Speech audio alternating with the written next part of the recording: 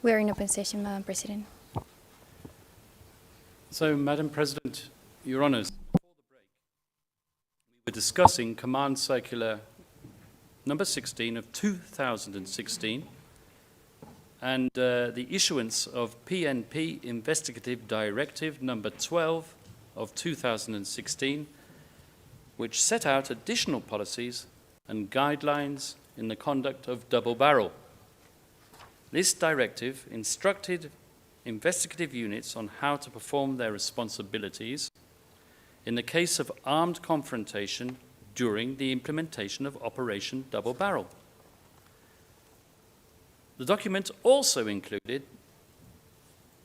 an exhortation to monitor human rights violations perpetrated by PNP operating units. The term neutralization itself is, of course, not defined anywhere in any of these documents as meaning to kill, a point the prosecution itself conceded at that moment in time when it was seeking the opening of an investigation. And I refer, Your Honours, to ICC 01/21, document number 7. So, the prosecution, throughout its pre-confirmation brief, invites this chamber to find, by inference, that neutralization means murder, and even carves it in stone as its formal statement of the common plan. But we, the defence, can show that the term neutralization can only mean the use of self-defence where officers' lives are endangered. For this, the text of the circular must be read in the context of the governing framework and other PNP directives. It is our submission that across the political, legislative, judicial, and law enforcement contexts, the consistent articulation has always been that neutralization denotes lawful restraint. At the executive and operational level, the Chief of the Philippine National Police, Ronald de la Rosa, Bato, publicly clarified in 2017 that neutralization means arrest.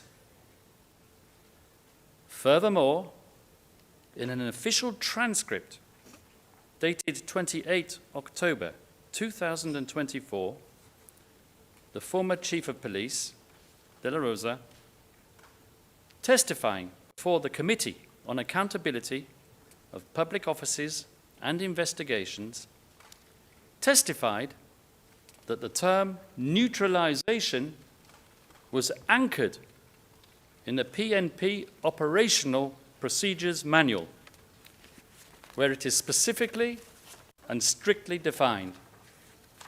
Let us just have a look at what he said. And for your ease of reference, we will also display the said passage in the PNP Operational Procedural Manual to which De La Rosa referred, which incidentally was published in 2021. Neutralization, and I quote,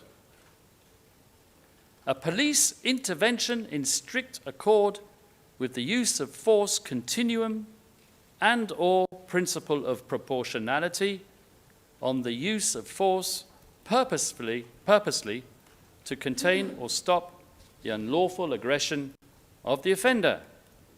This may include an arrest, capture, surrender, or other acts to subdue the suspect." It strikes us as rather mind-boggling that the prosecution should have failed to appreciate the significance of this. It was aware of De La Rosa's speech because they disclosed it to us. but the prosecution's investigators clearly never bothered to read the procedural manual to which De La Rosa was referring. In fact, we know that they didn't, because it's not on their list of evidence.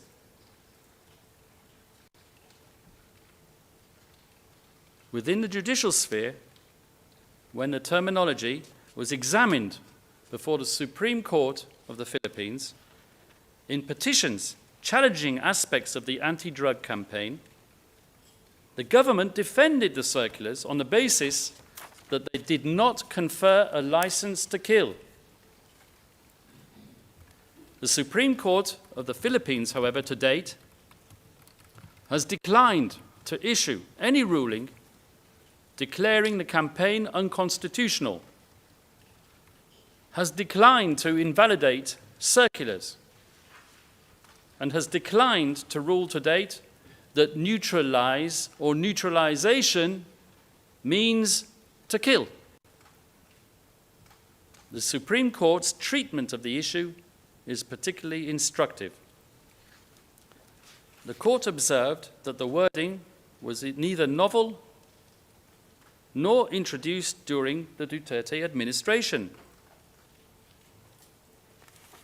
It had already appeared, for example, in the 2014 revised PNP Manual on Anti-Illegal Drugs Operations and Investigation.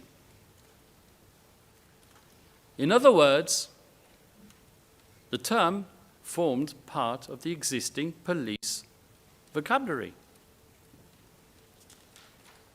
The court further clarified that the mere inclusion of the term in a circular does not render that instrument unconstitutional, especially where the circular expressly mandates compliance with internationally accepted legal principles, public policy, and the full observance of human rights, as we showed you earlier.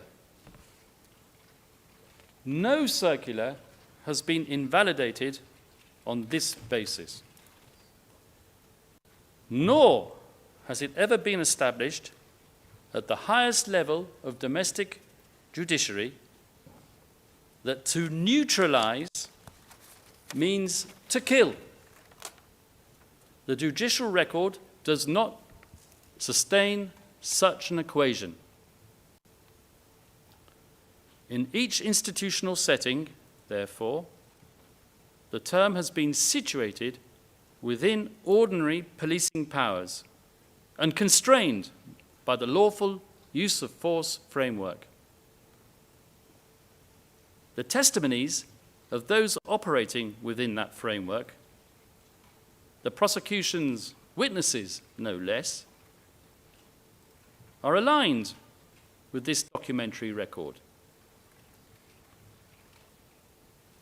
For example, witnesses P1158 and P1170 explained that neutralize means to arrest or to incarcerate through legal means. It did not mean to kill. Witnesses P1050 and P1174 confirmed that lethal force arose only where a suspect's resistance placed an officer's life at risk, reflecting the ordinary doctrine of self-defense and consistent with Mr. Duterte's repeated public declarations that force was justified only in such circumstances.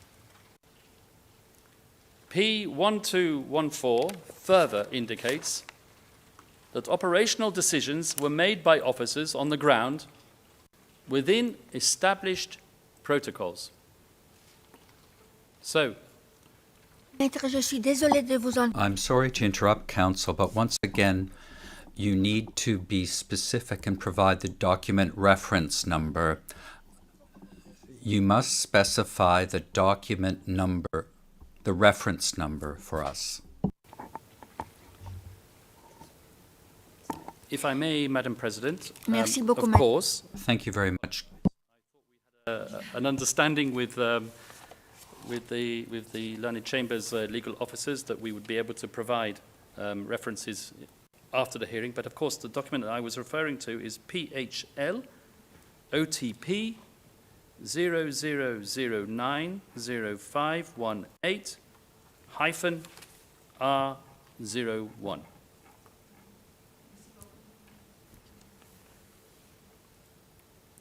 So, Madam President, Your Honours, taken together, the manual, the public clarifications by police leadership, the state's position before the highest court in the Philippines, and even the prosecution's own corroborative witness testimony, all of this material demonstrates a coherent and consistent understanding that neutralization was articulated as lawful incapacitation through arrest and related measures, not as a policy of killing.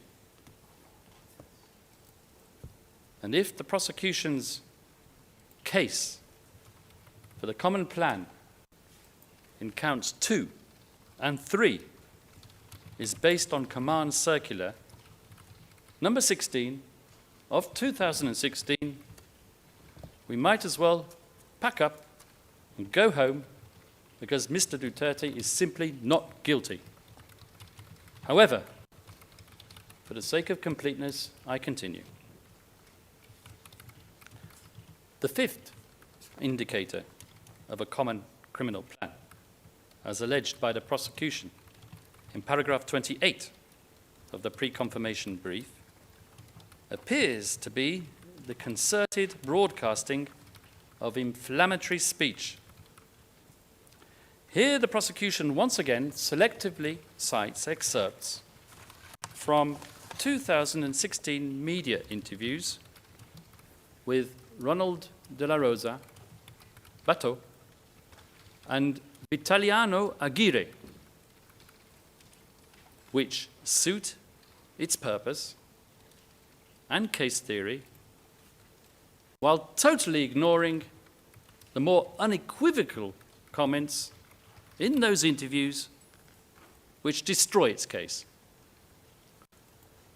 Regarding the interview with De La Rosa, mentioned in paragraph 28, after supposedly inciting a crowd of drug addicts to cause criminal damage to the properties of their narcotics suppliers, the newly elected chief of police states,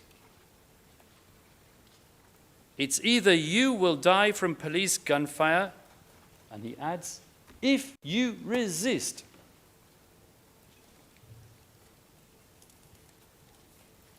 That's PHL OTP 00000849, page 2.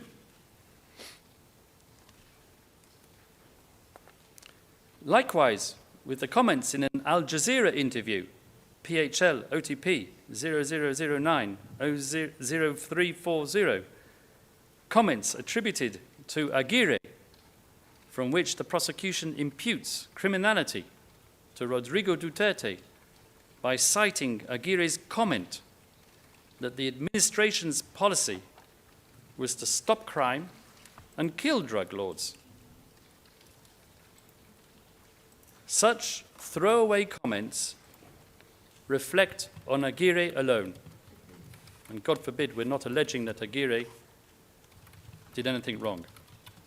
Especially when, in the very same Al Jazeera interview, Aguirre states, not once, but twice, that the policy of Duterte himself was for the police to use lethal force only in self-defense. We can display that on the screen, and the part that I want to read is highlighted. And President Duterte was very clear on this matter, he said, Aguirre, that there will be no killing of unarmed offenders, meaning to say that you use force only when your life is in danger. Later on, in the very same interview, Aguirre would repeat the same theme which exculpates Mr. Duterte, PHL OTP 00090340 at page 4. And I read out the relevant passage which is highlighted once again. They are supposed to arrest them, but when they fight back, then the president has instructed them that they must first protect themselves.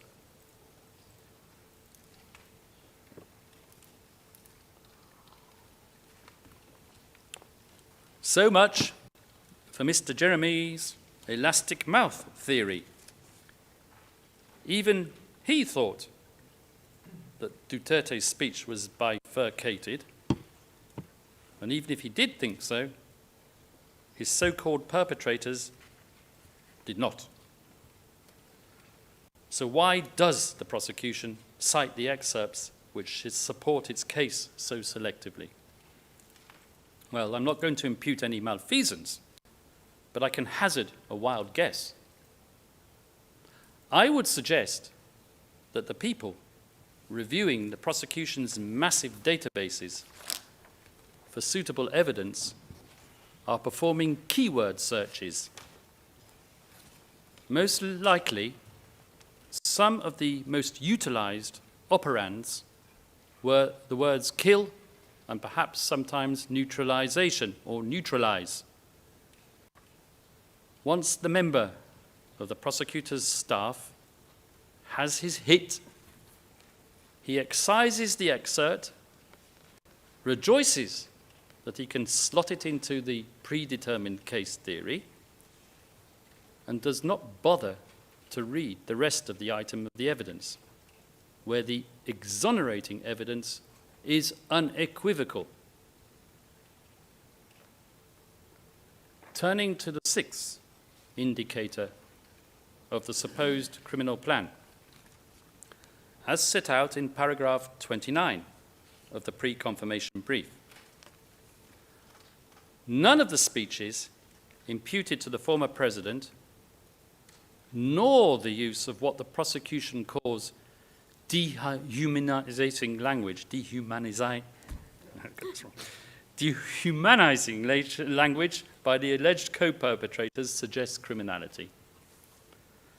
I would suggest that it is within the bounds of acceptable, albeit extreme political discourse, to refer to drug users in such a way as beasts, animals, or to the barangays as being plagued by the drug menace.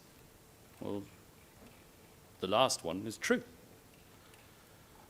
You can hardly expect populist politicians and law enforcement officers to refer to drug pushers and criminals as upstanding pillars of the local community. I really do feel that the prosecution is at a loss if this is its circumstantial evidence for proving the existence of a common criminal plan. The same goes for the seventh supposed indicator of criminality, which is based on the names created for the two police operations, Double Barrel and Tokhang, along with their supposed evocation of firearms metaphors. While the source for this particular gem, witness P1207, a self-confessed murderous villain, might have guns perpetually on his mind and insert their imagery into his daily speech, it does not mean that those who formulated the anti-drugs policy were acting under a similar caprice when they devised the nomenclature for these two particular police operations. And of course, there were other police operations with completely different imagery, such as the one-time, big-time operation referred to by a few prosecution witnesses. And the riding in tandem operation. The mind can only boggle as to what type of nefarious imagery the prosecution believes that last title evokes. None of the indicators I have mentioned up until now have shown in any way a mutual meeting of minds between alleged co-perpetrators, evincing a communality of purpose or an agreement to act in an illegal fashion. Of course, the prosecution has shown us pictures of the alleged co-perpetrators uttering comments similar to those issuing from Rodrigo Duterte. But this does not indicate a meeting of minds, as I will elaborate shortly. The eighth factor, purportedly evincing a plan of agreed criminality, is set out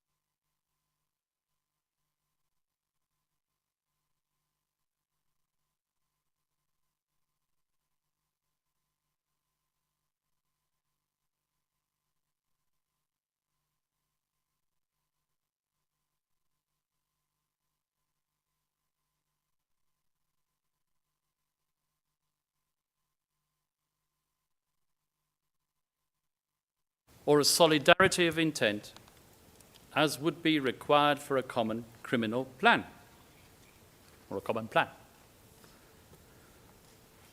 Concerning and coming to the ninth category of circumstantial proof for a common criminal plan, the prosecution relies on what it believes to be the Duterte's administration's unabashed publication of statistics recording the number of deaths occasioned in the context of the so-called war on drugs.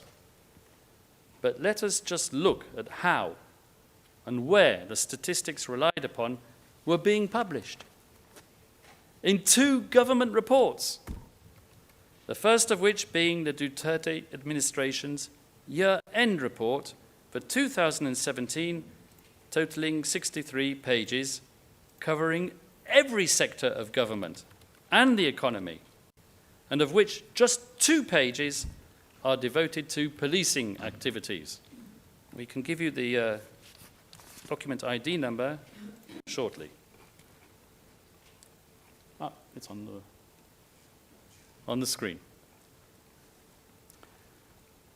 While the deaths of 3,967 drug personalities mentioned are indeed recorded, as Ms. Robin Croft so helpfully pointed out in her presentation, and are not insubstantial, these deaths comprise a fraction of the 118,287 total arrests for drug-related activities, especially when the government is conducting special operations in a concerted drive to curb the narcotics problem. Such statistics are certainly not indicative of a wholesale policy of murder designed to supplant the process of law. If they were, then certain Latin American state parties would have regularly equaled or exceeded the Philippines in the number of law enforcement killings per capita of the population. What is quite egregious, however, regarding the prosecution's reliance on the 2017 Key Achievement Report is the way in which it glosses over, or rather ignores, those pages which do not suit its case theory. Take, for example, pages 28 of the document, which highlights the fact that 1,900 drug-related investigations had been carried out against law enforcement officers in the preceding year, with 375 police officers being dismissed, including the 2 policemen involved in the murder of Carl Arnaiz, who were later convicted and sentenced to life imprisonment. These policemen were affiliated with the Caloocan City Police Station, and where, so the report mentions, 1,000 personnel belonging to that station were sent for retraining.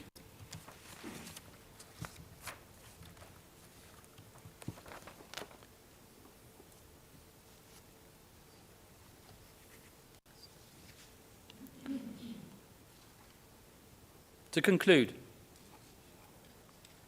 this document, far from being evidence of a conspiracy hatched between co-perpetrators, is in fact a testament to the Duterte administration's respect for the rule of law and written proof of its intolerance for rotten apple police officers. As for the second official publication, which is supposed to substantiate the criminal plan, we turn to the 2016 annual report issued by the Philippine National Police. The statistics are quoted, with all respect, in a misleading fashion. The tables used by De La Rosa, and particularly the pie chart, show a remarkably low incidence of deaths in comparison to arrests and voluntary surrenders. Obviously, the misleading aspect of that is the prosecution's representation of the statistics, not De La Rosa's.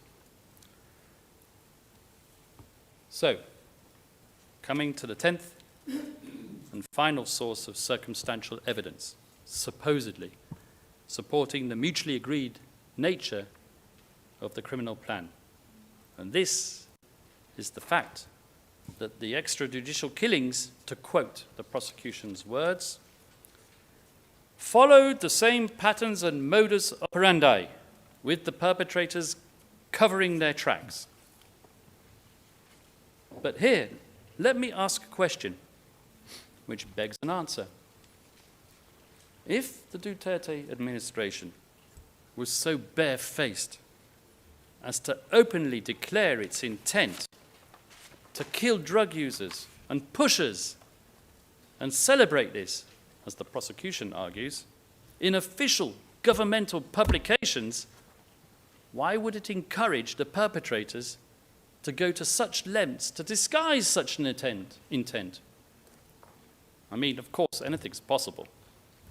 But I'm just pointing out the internal contradiction in the prosecution's case theory. In any event, as they say in English, there is more than one way to skin a cat.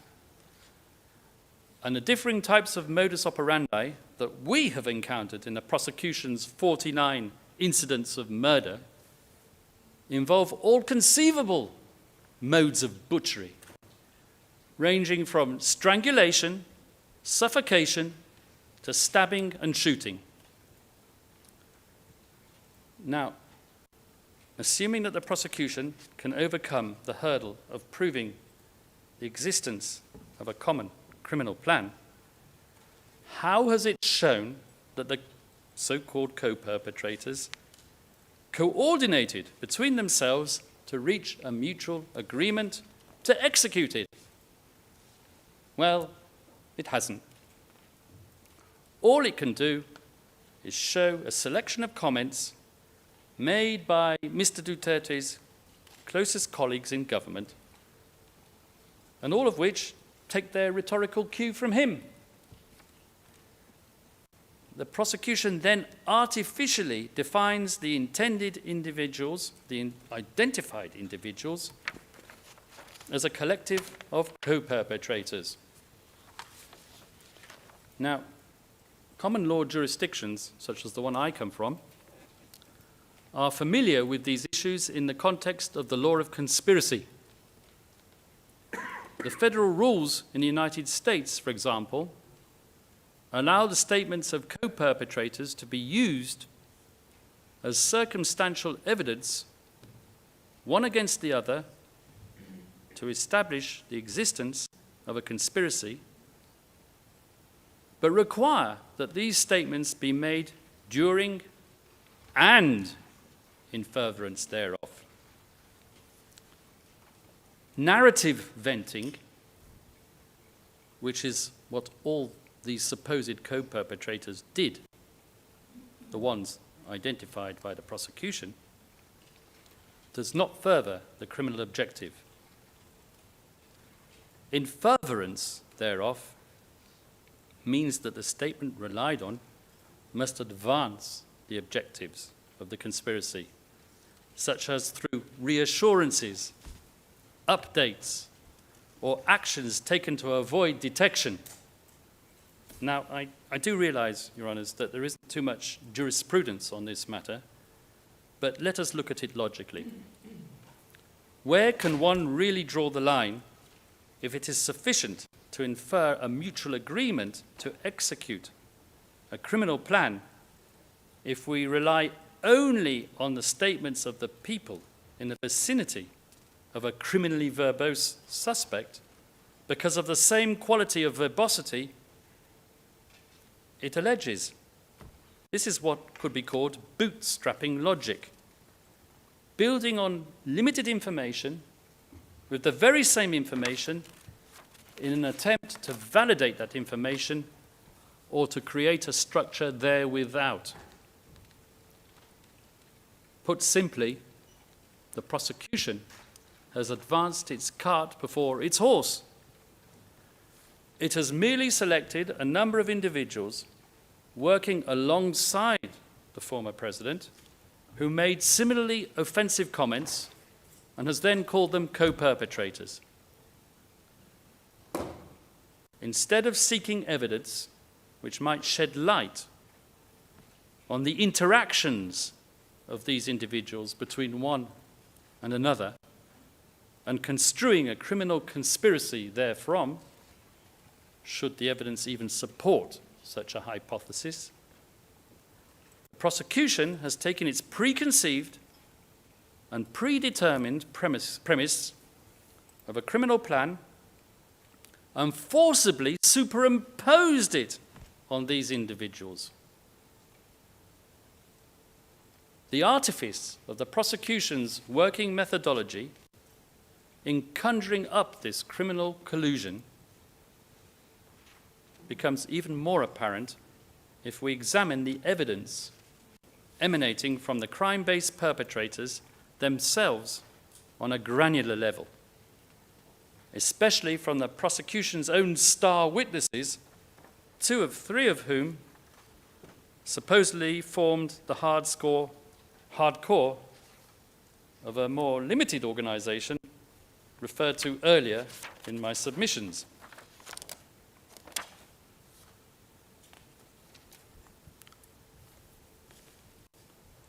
I'm trying to comply with redactions. P1, for example, a self-confessed murderer whose recruitment by the prosecution will be examined elsewhere, was asked about the common criminal plan of his associates up to 2017. And this is what he had to say.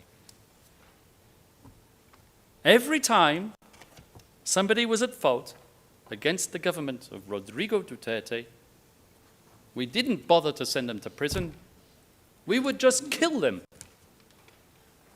That's PHL OTP 0001-2584 at lines 248 to 250. Okay, and that was the audio which I just quoted, and here we have the transcript. PHL OTP 0001-2376 -R02, lines 248 to 250. So, having given you that quote from P1, I would say that as far as this witness was concerned, the common plan was not a refined policy of cleaning up the streets, but rather a killing frenzy of the political opposition. Obviously, no such policy existed, and no such policy is alleged. P3, whose evidence relates to the presidential period, describes a similar orgy of killing without rhyme and without reason, but not drug addicts, nor alleged criminals, but rather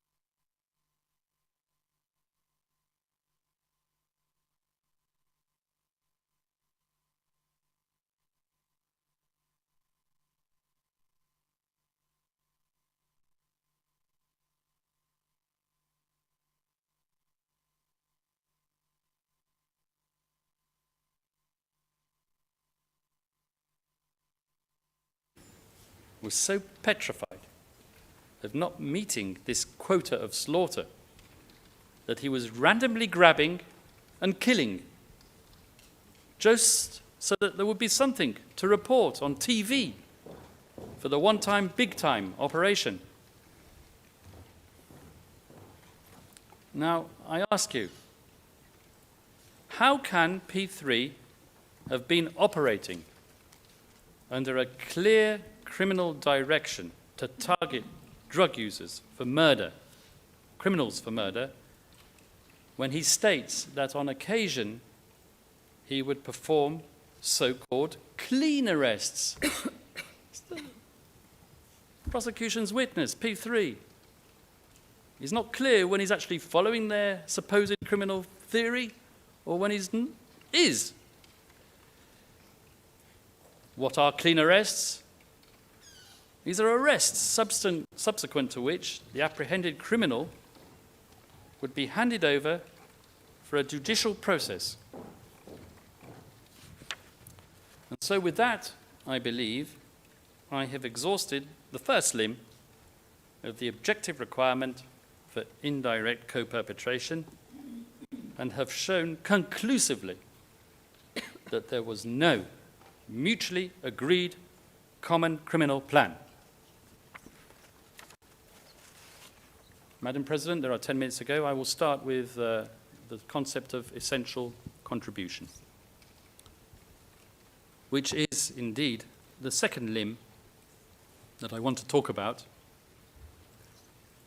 with respect to this mode of liability, which requires the prosecution to show objectively that Mr. Duterte himself made an essential contribution to the furtherance of this scheme of criminality, and what is more, that subjectively he was aware that he was making such a contribution.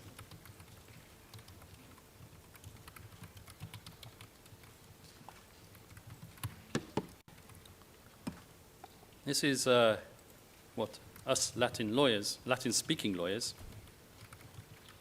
would call the sine qua non test.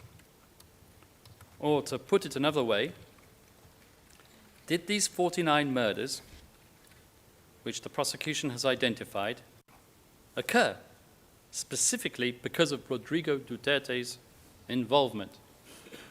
Or, to make the logic a whole lot simpler, would Rodrigo Duterte's withdrawal from this criminal scheme to target suspected criminals, as alleged by the prosecution, have led to the avoidance of these 78 deaths?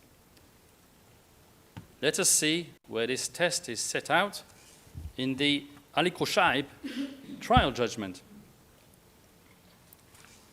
Paragraph 796. And I'm going to quote the essential part for the purpose of the essential contribution. The accused must make an essential contribution without which the commission of the offence would not be possible. To hold an accused liable as a co-perpetrator under Article 25(3)(a) of the statute, it has to be established inter alia that he or she had control over the crime by virtue of his or her essential contribution to it and the resulting power to frustrate its commission. Well, here, I would like to show you the statistics pertaining to the rate of killings since the former president has left power and the responsibility for law and order has passed into the hands of President Ferdinand Marcos Jr. I rely on a report published by academics at the Third World Study Center in the University of the Philippines in the context of what is called the Dahas Project. And trust me, the authors of this report, comprising weekly statistics on the first year of the Marcos administration, from 2022 to 2023, are no great friends of the former president, Mr. Duterte. This report was even cited, I remember, in a Rappler article, but it's to be found on our list of evidence at PHL D36 0006-0001, pages 0006 to 0010. The report for the first year of the Marcos administration showed that out of 342 killings, 160 were at the hands of state agents.